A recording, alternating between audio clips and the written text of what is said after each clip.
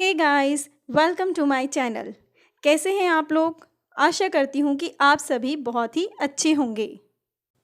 अपनी parts of speech की series को आगे बढ़ाते हुए मैं अपनी नेक्स्ट वीडियो आपके लिए लेकर आई हूँ और उसमें मैं आपसे सेकंड पार्ट ऑफ स्पीच के बारे में बात करूँगी। जैसे मैंने लास्ट वीडियो में आप लोगों से नाउन के बारे में बात करी थी, आज मैं अपनी वीडियो में प्रोनाउन के बारे में डिस्कस करूँगी। सबसे पहले तो हमें ये क्लियर करना बहुत ज़रूरी है कि आखिर प्रोनाउन होता क्या है। प्रोनाउन जैसा कि नाम से ही इंडिकेट हो रहा है कि इसमें अपने आप में ही नाउन इन्वॉल्व है। इसका मतलब ये हुआ कि कहीं ना कहीं प्रोनाउन जो है वो पूरी तरह से नाउन से रिलेटेड है। आइए जानते हैं कैसे। सबसे पहले तो बहुत ही सिंपल सी लैंग्वेज में हमें एक इसकी डेफिनेशन देख लेते हैं। That pronoun is a word used in place of a noun. Pronoun एक ऐसा वर्ड है जो हम नाउन के प्लेस पर यूज करते हैं।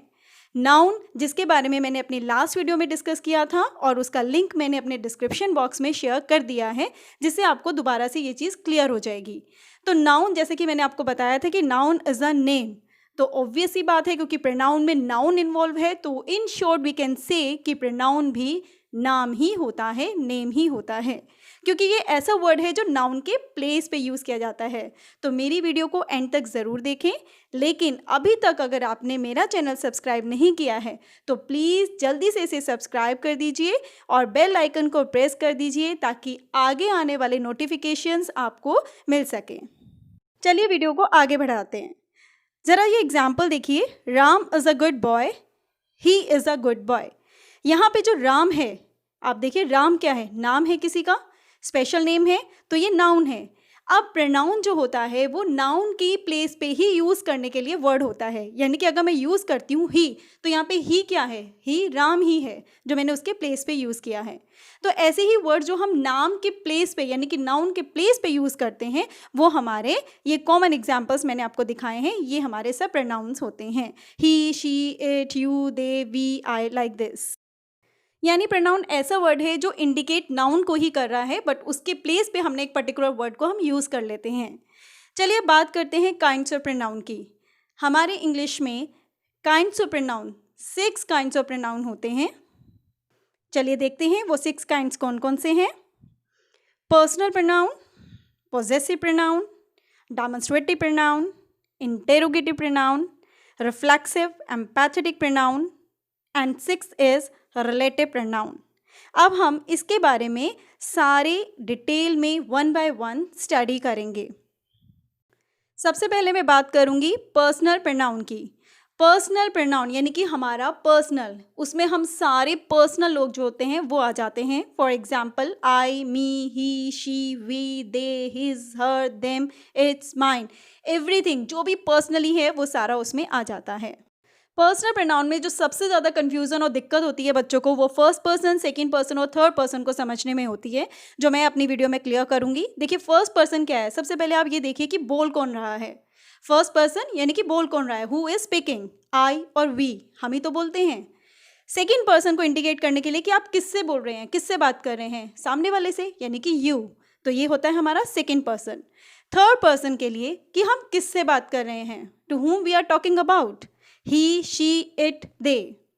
One more example, I'm talking to you about him. यहाँ पे आप देखिए I is a first person क्योंकि I बोल रहा है, सेकेंड पर्सन you क्योंकि वो you से बात कर रहा है, थर्ड पर्सन him क्योंकि हम किसी और के बारे में बात कर रहे हैं। तो इस तरह से अगर आप इसको क्लियर करेंगे तो आपको ये अच्छे से समझ में आ जाएगा और आप कभी भी इस चीज़ में गलती नहीं करेंगे कि फर्स्ट पर्सन, सेकेंड पर्सन और थर्ड पर्सन को कैसे कैटेगराइज करना है। चलिए अब बात करते हैं सेकेंड काइंड ऑफ प्रोनाउन की, that is possessive pronoun. It use to show belonging और ऑनरशिप यानी कि पोजेसिवनेस। अगर हम किसी चीज़ के लिए पोजेसिव होते हैं तो वो पोजेसिव प्रोनाउन में यूज़ किया जाता है। फॉर एग्जाम्पल अभी मैं आपको दिखाती हूँ। हम किसी भी चीज़ को लेके पोजेसिव हो सकते हैं जिन चीज़ों से हम बहुत ज़्यादा हमें लगाव रखते हैं। जैसे दिस बुक इज़ माइन, तो ऑब्वियसली हो सकता है कि ये बुक मेरी बहुत पसंद की हो, तो यहाँ पे जो माइन शो कर रहा है वो इस पोजेसिवनेस को शो कर रहा है कि मेरी बुक है, तो इसे मैं किसी के साथ शेयर नहीं कर सकती। This pencil is yours, yours यहाँ पे शो कर रहा है पोजेसिवनेस यानी कि स्ट्रॉन्ग है वो कि मैं ये पेंसिल किसी के साथ शेयर नहीं कर सकता।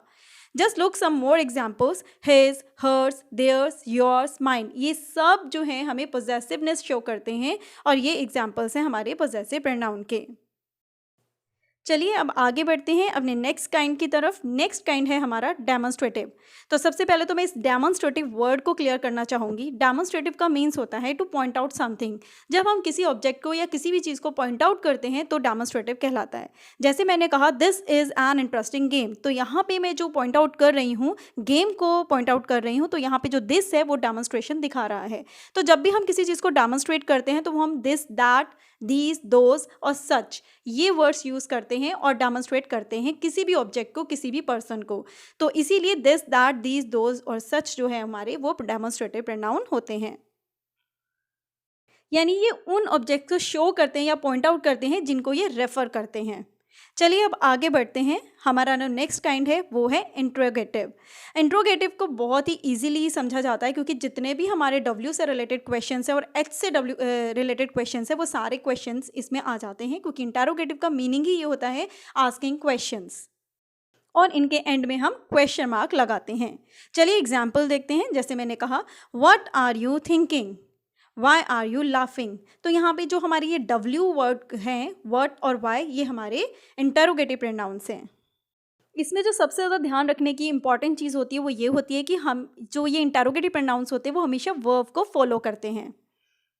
जैसे आप देख सकते हैं इन दोनों ही सेंटेंसेस में व्हाट के बाद आर फॉलो कर रहा है, दैट इज़ वर्ब, और वाई के बाद भी आर फॉलो कर रहा है, दैट इज़ वर्ब। यानी कि हमारे डब्ल्यू क्वेश्चंस या एच क्वेश्चंस के बाद हमेशा वर्ब फॉलो करनी चाहिए। चलिए अब आगे बढ़ते हैं। नेक्स्ट हमारा है reflexive and empathetic pronoun. Reflexive means reflection, यानी कि अपनी ही रिफ्लेक्शन, हमारी परछाई। किसी कहीं कहीं पर इन दोनों को अलग से यूज़ किया जाता है और कहीं पर एक ही काइंड में यूज़ किया जाता है। I myself do this, you yourself have to talk. तो यहाँ पे जो माई सेल्फ रिफ्लेक्शन, अपने आप को, आई को रिफ्लेक्ट किया गया है यू योर सेल्फ, यानी कि यू को रिफ्लेक्ट किया गया है योर सेल्फ से। तो myself and yourself जो है आपके वो रिफ्लेक्सिव प्रोनाउन होंगे। We can see some more examples. अब यहाँ पे मैं रिफ्लेक्सिव और एम्पैथेटिक को थोड़ा सा क्लियर करना चाहूँगी।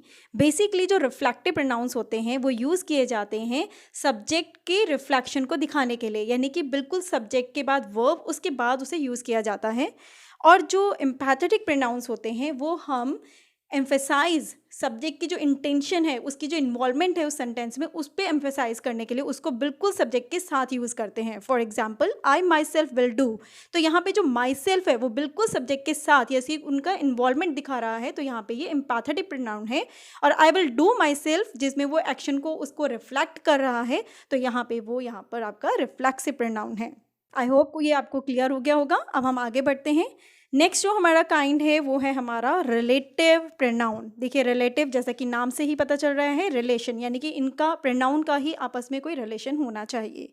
रिलेटिव प्रोनाउन क्या करता है, दो सेंटेंसेस को, दो स्टेटमेंट को कनेक्ट करता है, जैसे कि कंजक्शन। लेकिन इसका मतलब ये नहीं है कि हर कंजक्शन वर्ड जो होगा वो आपका रिलेटिव प्रोनाउन होगा, ऐसा नहीं होता है। इसमें कुछ ही ऐसे वर्ड्स होते हैं जो कंजक्शन में भी यूज़ किए जाते हैं, लेकिन रिलेट करने के लिए हम दो स्टेटमेंट को कनेक्ट करने के लिए as a relative pronoun use करते हैं। For example he is a doctor, he cured my son's life. अब ये दो स्टेटमेंट हैं, इन दोनों स्टेटमेंट को, क्योंकि एक ही डॉक्टर है जो काम कर रहा है, तो उसको कनेक्ट करने के लिए जो वर्ड हम यूज़ करेंगे, जैसे मैंने यहाँ पे यूज़ किया है हु, तो यहाँ पे जो हु है वो रिलेट कर रहा है इन दोनों सेंटेंसेस को, तो यहाँ पे हु आपका रिलेटिव प्रोनाउन होगा। सम मोर एग्जाम्पल जो हम यूज़ करते हैं, दैट, हु, विच, हुम, व्हाट। ये सारे वर्ड्स टू सेंटेंसेस को, टू स्टेटमेंट को ज्वाइन करने के लिए mid of the sentence use किए जाते हैं, जो रिलेटिव प्रोनाउन कहलाते हैं, यानी कि वो दोनों स्टेटमेंट का रिलेशन बताता है आपस में, इसको कनेक्ट करके। तो आपने देखा कि प्रोनाउन है क्या, देखिए कितना इजी है। प्रोनाउन नाउन से ही रिलेटेड है, क्योंकि वो ऐसा वर्ड है जो नाउन के प्लेस पे यूज़ किया जाता है, यानी वो वर्ड जो हम नाउन के प्लेस पे यूज़ कर सकते हैं वो ही हमारे प्रोनाउन वर्ड्स होते हैं। आई होप आपको ये टर्म बिल्कुल क्लियर हो गया होगा। आगे नेक्स्ट पार्ट ऑफ स्पीच का पार्ट लेके नेक्स्ट वीडियो में जल्दी ही बनाने वाली हूँ और आपके साथ शेयर करने वाली हूँ। अगर आपको ये चीज़ क्लियर हो गई है और मेरी वीडियो पसंद आई है तो प्लीज़ मेरी वीडियो को लाइक एंड शेयर करिए और मेरे चैनल को सब्सक्राइब कर दीजिए। तब तक के लिए बाय एंड टेक केयर। जल्द ही नेक्स्ट वीडियो के साथ आप लोगों से मिलूंगी। Bye, thank you.